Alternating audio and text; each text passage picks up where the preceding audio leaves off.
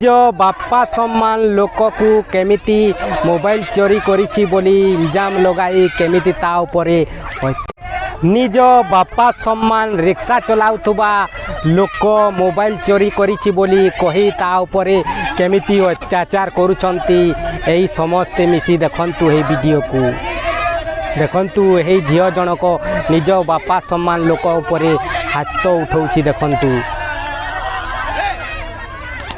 किंतु जड़े ईमानदार भाई जड़े देखंतु से अत्याचार को सही न पारी से झील को शिक्षा देउछंती देखंतु।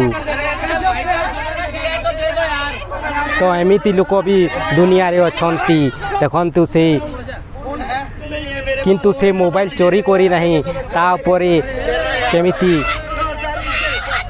झूठा इल्जाम लगाई तांकु मारुछंती। तो कौन कहबे गुटे कमेंट निश्चय करंतु।